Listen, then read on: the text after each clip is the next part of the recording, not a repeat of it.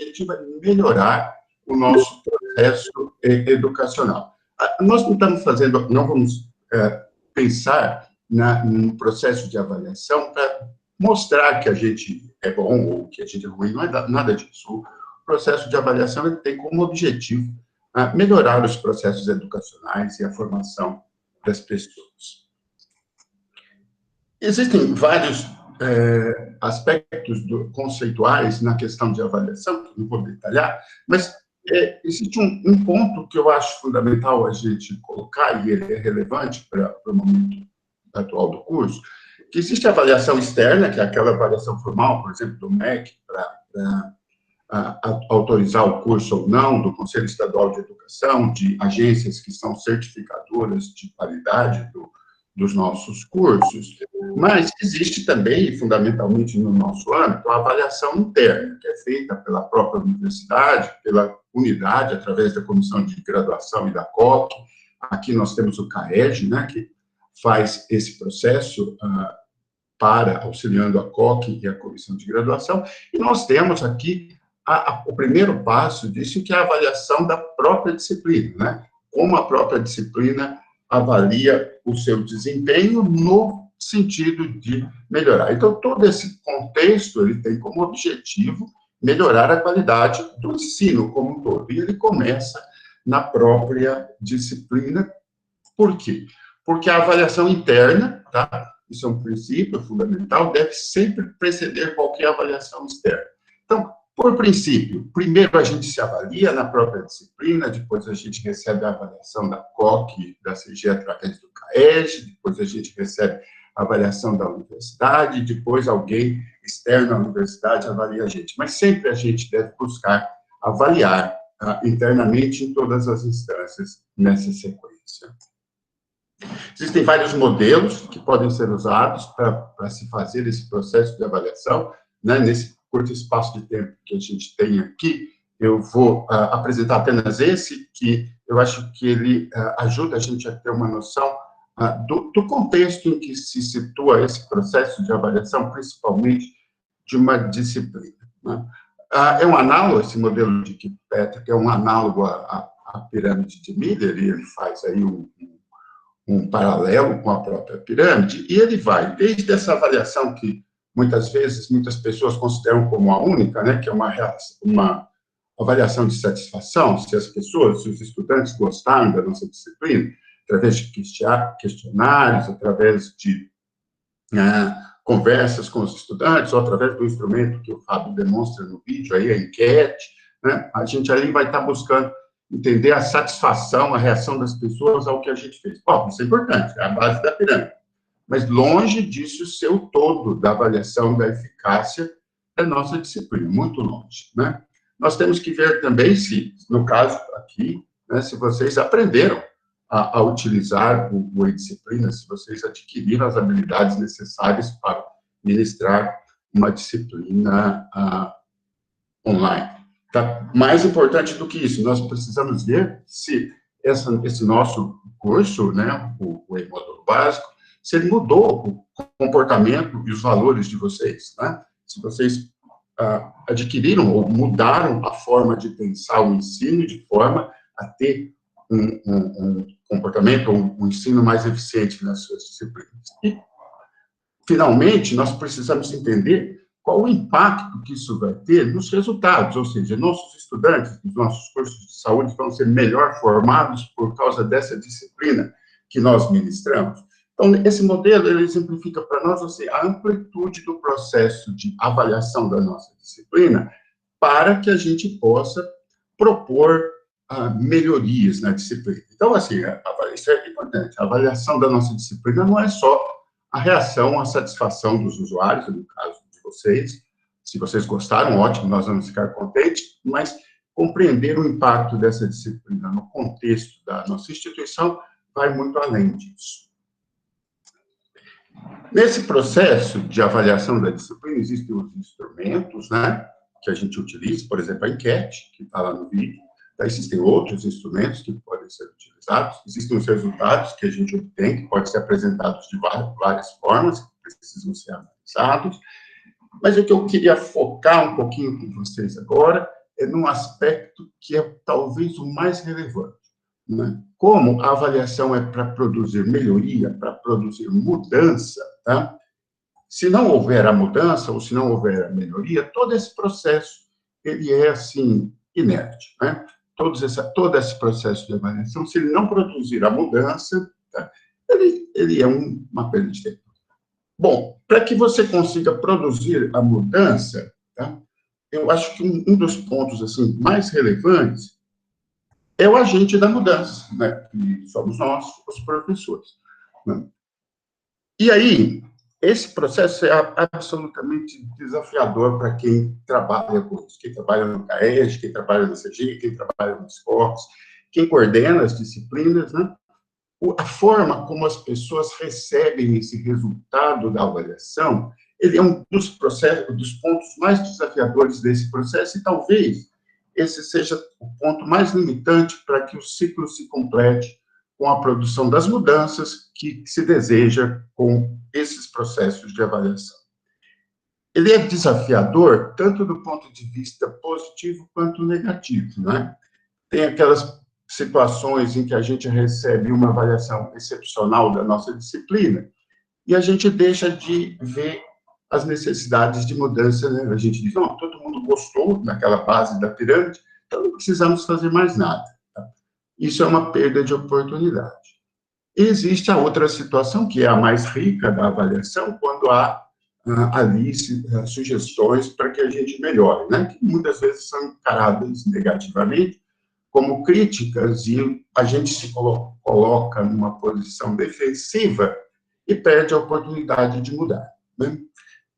Essas oportunidades, ou essa oportunidade, ela é assim, porque, primeiro, nós precisamos encarar que todos nós, independente de que posição a gente ocupe, nós temos espaço para aprender, né, para evoluir e para fazer uma coisa assim, mais eficiente do que a gente faz hoje, né? E outro ponto que eu acho que é muito importante é não considerar aqueles aspectos nem os positivos, nem os negativos, como observações pessoais. Essas observações que vêm do processo de avaliação, elas são sobre as nossas ações educacionais, elas não são sobre quem nós somos, né? Então, são oportunidades mesmo de se aprimorar e de se mudar, elas não são coisas que devem afetar a gente como pessoa. Como cada um recebe o resultado da avaliação, depende de cada um, certo? Não, não depende de cada um. Isso é um outro grande desafio, tá? Principalmente para quem faz a gestão. É preciso entender que a forma como os professores e os agentes da mudança recebem a avaliação é uma habilidade também, tá? Então, as pessoas podem aprender a receber isso de forma mais efetiva, ou, na verdade, estão aprendendo.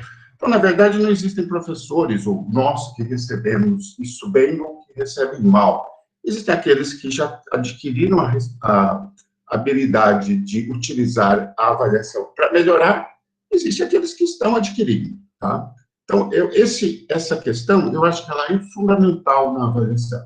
Como as pessoas encaram o resultado do processo de avaliação.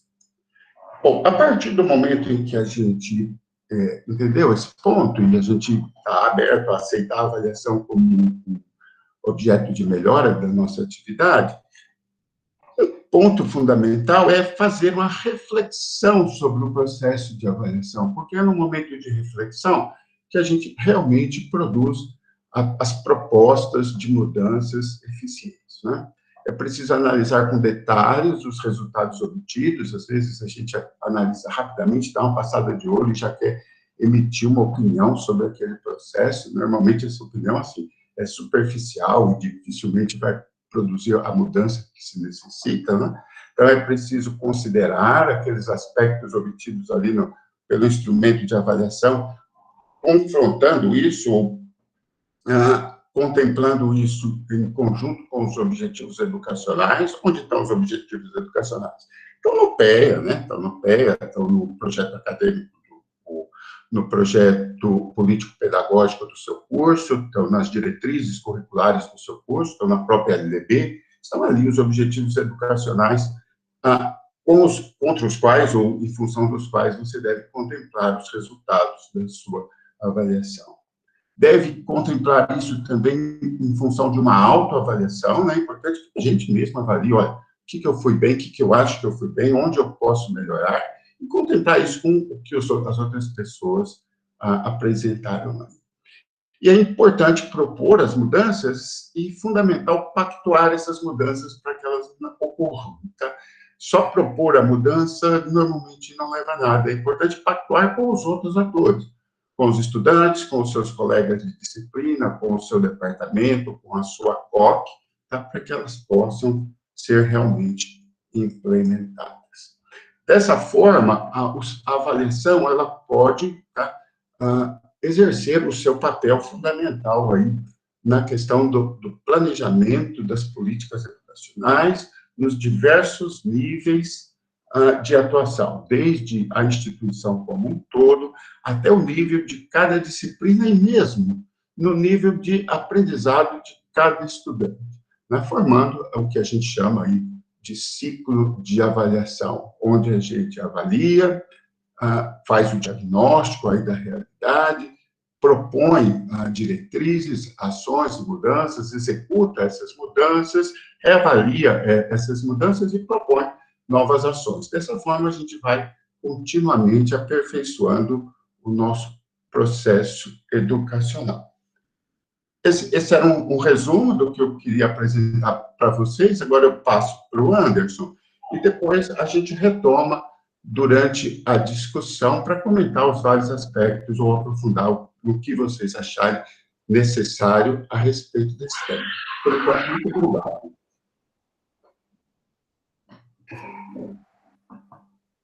Francisco, eu vou pedir para você interromper a apresentação.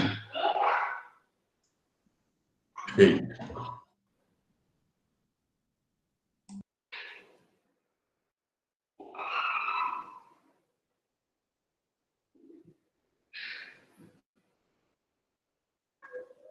Um minutinho só.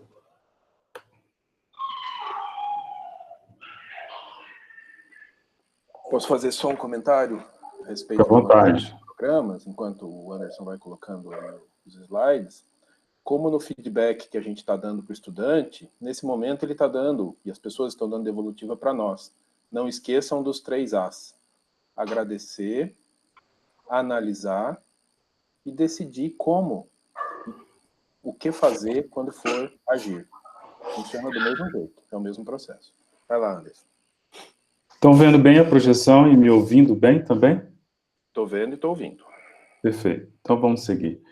Bom, para quem não me conhece, né, eu sou professor aqui no curso de nutrição e fiquei com essa tarefa de ser o último a falar. Espero que eu atenda às expectativas e a responsabilidade de falar por último, né? Bom, mas a ideia era trazer para a discussão um documento elaborado pelo Centro Estudantil do curso. Apesar de ser uma iniciativa de uma área, ele vai trazer uma série de elementos que vão trazer uma série de contribuições para uma série de aspectos que nós discutimos aí nas últimas 4 semanas, e ele é intitulado Manifesto Nutrição e Metabolismo, Ensino Remoto 2020, e provavelmente os docentes do curso e a coordenação do curso que está aqui com a gente, os docentes viram, né, esses documentos e muitos aqui não viram. Então, nós achamos importante compartilhar essa iniciativa, porque ela é uma ilustração de uma avaliação de programas e disciplinas. Foi uma avaliação não estimulada e espontânea que partiu dos estudantes. Então, ela é muito oportuna porque ela é um diagnóstico de um momento novo, relativamente novo, apesar de saber que dentro da faculdade existe várias experiências distintas de utilização das ferramentas de ensino remoto. Ela é muito distinta entre os cursos, entre as áreas, né? Alguns com uma experiência um pouco maior e outros com uma experiência um pouco menor, mas o fato é que é uma realidade bastante nova para a maioria dos cursos e docentes. Então, frente a isso, o que motivou os alunos foi esse posicionamento da universidade, né, em continuar o segundo semestre com as atividades didáticas de maneira remota e a necessidade de fazer um diagnóstico dessa primeira experiência do primeiro semestre, dessa situação relativamente nova, e compartilhar isso com os docentes e a coordenação do curso. Frente a isso, com essa possibilidade de continuidade, possibilidade não, né? Essa continuidade das atividades do segundo semestre de forma remota, eles trazem um objetivo que é bastante interessante, porque, apesar do documento se chamar manifesto, ele é um documento bastante rico, bastante valioso em vários aspectos, que vocês vão entender por quê, e eles colocam que não é atacar em nenhum momento os professores e coordenadores, mas sim fazer um registro das percepções que eles tiveram das iniciativas do primeiro semestre do ensino à distância e, ao mesmo tempo, fazer esse diagnóstico e abrir um canal de comunicação entre os estudantes e professores. Se vocês me perguntarem em relação ao método utilizado pelos estudantes, eles não deixam isso muito claro.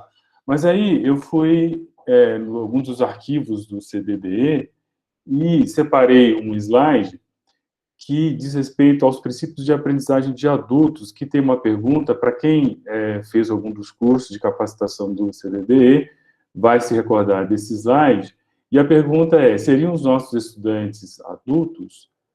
A resposta, por sua vez, sob o prisma educacional, se forem tratados como adultos, eles responderão como adultos. Então, isso responde um pouquinho dessa dúvida em relação ao método, frente ao amadurecimento que eles tiveram para tratar esse assunto, e eu vou mostrar aqui com algumas informações que trazem nesse documento. Então, esse documento, ele é organizado em 3 partes, que eu sintetizei para ficar mais fácil a nossa discussão aqui. Eles fazem uma contextualização desse ambiente educacional e das práticas vivenciadas no ensino-aprendizagem nesse primeiro semestre, e, ao mesmo tempo, eles, que eu acho que é uma contribuição importante, que nós temos que ficar atento, os aspectos didáticos que funcionaram nesse primeiro semestre e traz sugestões de melhorias. Então, uma vez já de conhecimento de todos nós, os acontecimentos rápidos, né, as dificuldades todas que ocorreram, eu separei 2 aspectos desse contexto que eles trazem. O primeiro é que as aulas e os conteúdos eles foram pautados no planejamento feito pelos professores no modelo presencial. Então, muitas das coisas que aconteceram, elas foram uma adaptação desse modelo tradicional para o ensino remoto. Um outro ponto que eles chamam a atenção em relação, então, assim, por essa dinâmica da forma como aconteceu, ocorreu defasagem de conteúdo e, consequentemente, alguns descontentamentos dos estudantes que foram influenciados, de certa forma, por uma série de novos fatores. Um deles citado é a necessidade de você ter uma conexão boa de internet, a didática no modelo online, a sobrecarga de trabalho, o extrapolamento dos horários reservados para a sala de aula, a disponibilidade ou não de um ambiente adequado, domiciliar, e a saúde mental e física dos envolvidos. Frente a isso, eles também, numa segunda parte, eles trazem quais foram os aspectos positivos que valeria a pena serem reproduzidos no segundo semestre.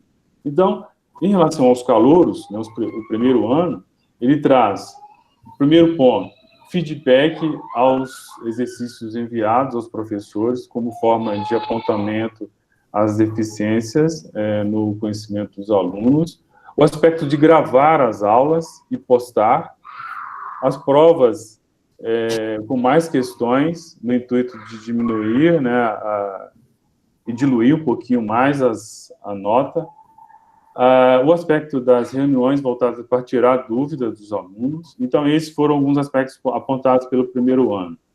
E o segundo ano traz, novamente, as aulas gravadas, mas chama atenção para aulas gravadas curtas, que foram anexadas no que eles chamaram de Moodle, né?